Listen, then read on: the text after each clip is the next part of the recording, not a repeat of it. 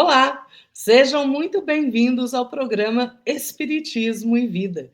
Se você ainda não se inscreveu aqui no canal, se inscreva, deixe o seu like, compartilhe o vídeo. Quando você compartilha o vídeo, você ajuda a fazer com que a mensagem espírita alcance um número maior de corações, levando esclarecimento, levando entendimento e, por isso mesmo, consolando, né? As dores do mundo estão aí acerbas, né? Então, é preciso consolar, não é verdade?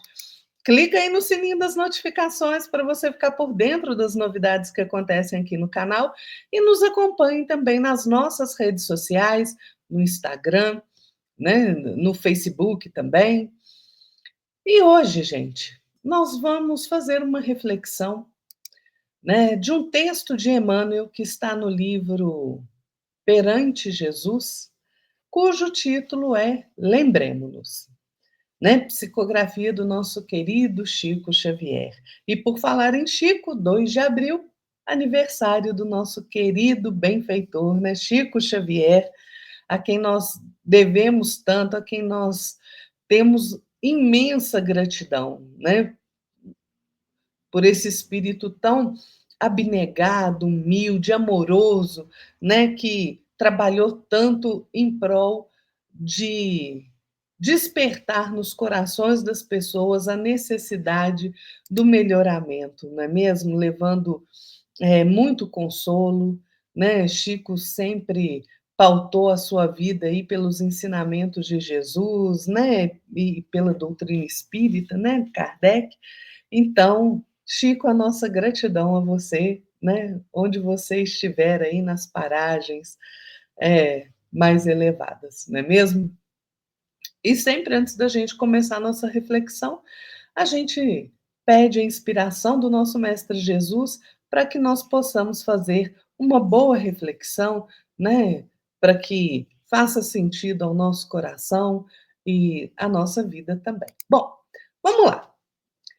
Todos nós somos criaturas diferentes, não é verdade? E cada um de nós já passou por diversas experiências, né? Nós superamos várias dificuldades na nossa vida, né? Nós temos a nossa cota de erro e de acerto, não é? Fomos criados todos iguais por Deus, nosso Pai, né? Nosso Pai boníssimo. Ele nos oferece oportunidades iguais de trabalho, onde nós aceitamos ou não a parte que nos cabe realizar no concerto da vida. E assim nós vamos passando, né, por experiências diversas para nos aperfeiçoar. Bom, há aqueles que caminham com mais rapidez, não é?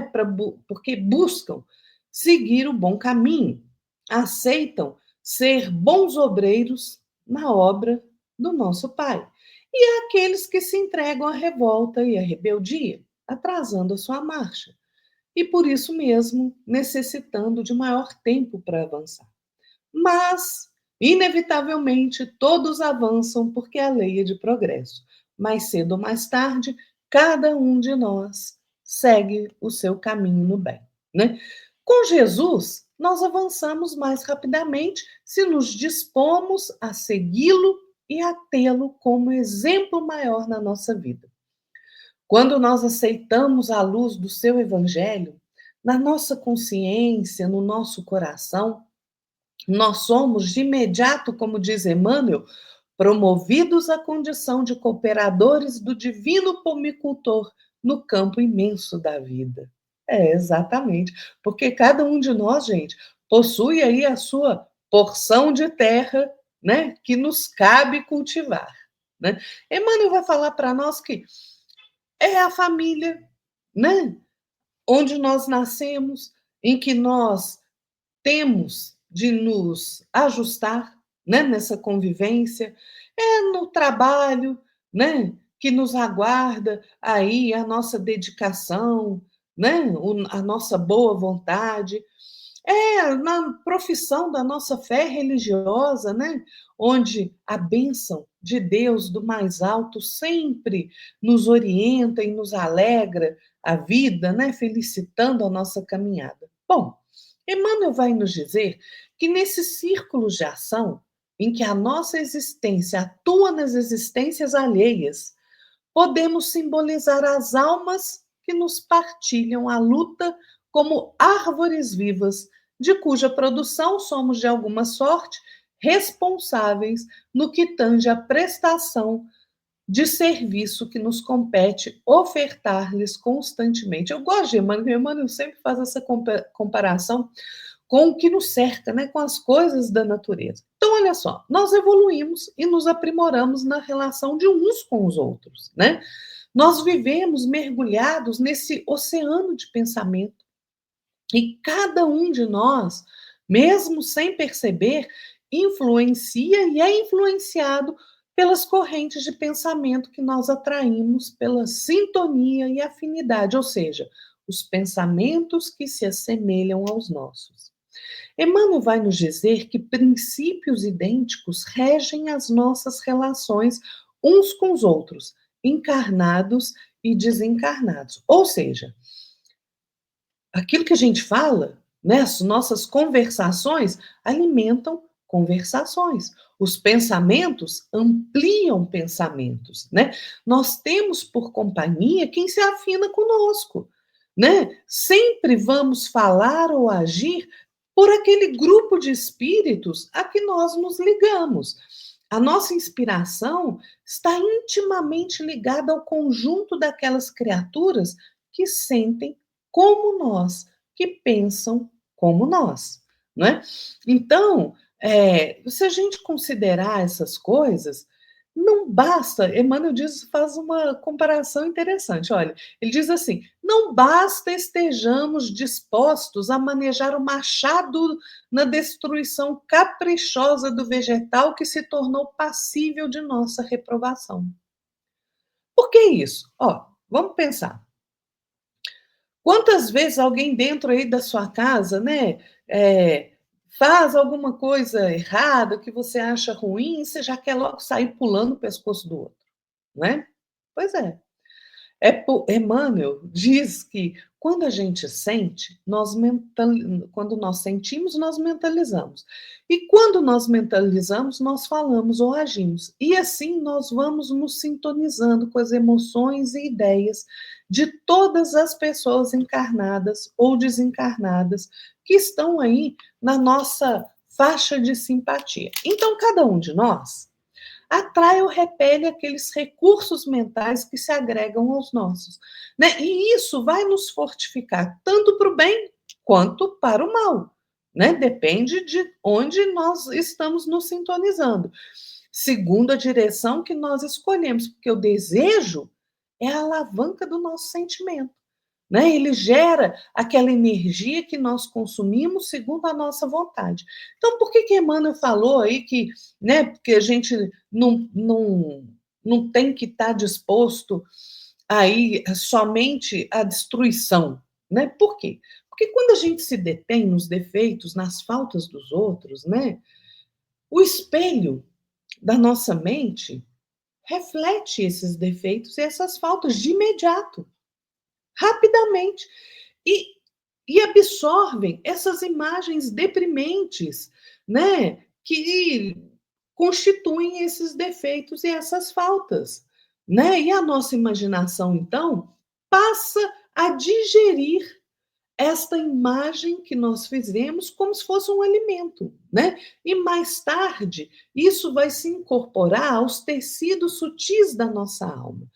Com o passar do tempo, a nossa alma passa a exprimir, né, pelo seu veículo de assimilação aí, isso que de manifestação e isso que ela assimilou, né? Seja pelo corpo carnal entre os homens, seja pelo corpo espiritual, né, que nós nos servimos aí depois da morte. Então é por essa razão que quando a gente se torna sensores persistentes, né, do procedimento do outro, né, do que o outro faz, a gente acaba praticando as mesmas ações que nós estamos condenando no outro, né? Por quê? Se a gente fica interessado em descer aquelas minúcias do mal, vocês já viram? quando a gente vê uma notícia ruim, e aí a gente vai lá e quer esmiuçar aquele negócio, nossa, por que aconteceu? Mas o que fulano fez? O que foi isso? O que foi aquilo? A gente absorve inconscientemente essas emanações, né? E um dia nós somos surpreendidos aí, porque nós seremos dominados por essas forças que representam esses procedimentos enganosos, né? Gente, toda brecha de sombra na nossa personalidade retrata uma sombra maior. Então é preciso, como diz Emmanuel, examinar-se a maneira do Senhor. Desculpa. É preciso examinar se a maneira do Senhor já fizemos o bem possível para analisar as questões com segurança, não é? Então, antes da gente censurar, gente, né, aquilo que nos rodeia, a plantação do outro que nos rodeia, vamos reparar se aquela terra, né, o nosso campo de cultivo ali, que nós temos responsabilidade sobre ele, se está tudo certinho com ele, né? Se a gente está se esforçando realmente para plantar boas sementes e para cuidar ali da nossa sementeira. Então, como Emmanuel deu o exemplo da árvore, vamos fazer o seguinte: antes de você ir lá e golpear aquela árvore que não deu fruto, né? Vê se aquela árvore não precisa de adubo, vê se aquela árvore não precisa de uma poda, vê se aquela árvore não precisa aí, né, de cuidados para frutificar. Pois é, porque muitos reclamam do tronco desamparado, né, dos produtos incompatíveis com o abandono em que vive, diz Emmanuel, e muitos entregam frondes e flores a vermes roazes e a ervas sufocantes, esperando inutilmente a colheita frustrada pela inércia que se associam. Gente, a associação mora em todas as coisas, preside todos os acontecimentos da nossa vida, comanda a existência de cada criatura, de todos os seres, né? Então a gente tem que ter cuidado com isso, porque muitas vezes, né, a gente movimenta aí a lâmina da crítica, né, de forma pesada, né, naquele ambiente em que a bondade divina nos situou dentro de casa, no trabalho, né? A gente faz isso, né, sem antes considerar qual é a qualidade da minha cooperação naquele local. O que eu estou fazendo, né, naquele local para que ele seja bom? Eu estou só criticando, né? Então a gente não pode amaldiçoar a árvore, né, que morreu ali por conta de adubo, de cuidado, de defesa, né? Então aquela criatura que está recorrentemente caindo em erro, né, e que às vezes, né, nos testa ali a tolerância, a paciência, a resignação. Pois é, mas será que nós não contribuímos para que ela caia em erro o tempo todo? Será que eu não cheguei para ela e ofereci o meu ombro amigo? Ofereci orientação? Ah, pois é, né? Porque a gente fica achando que a nossa plantação está livre da erva daninha, mas não está não, porque a erva daninha é negligência, né? Então, Emmanuel vai nos dizer assim: atende enquanto é hoje ao círculo de trabalho que te coube no imenso pomar da vida e guarda a certeza de que do teu suor e do teu carinho na lavoura do eterno bem nascerá em teu favor o celeiro de alegria e vitória com que te enriquecerás no abençoado amanhã. Cuidemos da nossa sementeira. Cuidemos do nosso campo de trabalho onde Deus nos colocou. É aí que nós temos que dar o nosso melhor. É aí que nós temos que auxiliar aquele que ainda está preso aos enganos. Às vezes, uma palavra, um aviso, uma admoestação, né? Chamar a atenção, às vezes, um puxar de orelha ali na pessoa, né? Olha aí o que você está fazendo. Mas sempre com carinho, né? Sempre, você pode ser firme, mas você não precisa ser agressivo. Você pode ser firme e não precisa ser mal educado. né? Então, vamos cuidar da nossa própria lavoura, né? Antes da gente criticar a lavoura do outro, né? Cada um de nós tem o seu próprio campo de trabalho. Embora nossos campos de trabalho se entrelacem uns com os outros, é preciso saber cultivar o próprio campo para aí sim poder auxiliar no campo do outro, não é?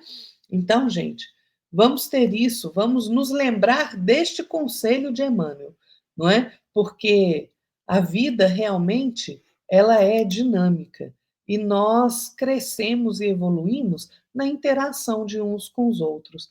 Quando eu me disponho a ser uma pessoa mais equilibrada, com mais bom senso, mais boa vontade, né, com mais disposição para perdoar, para ter caridade, fraternidade, para ter misericórdia com o outro, a vida fica melhor. Façamos a nossa parte, porque Deus sempre faz a parte dele e não há engano. Nós estamos onde devemos estar.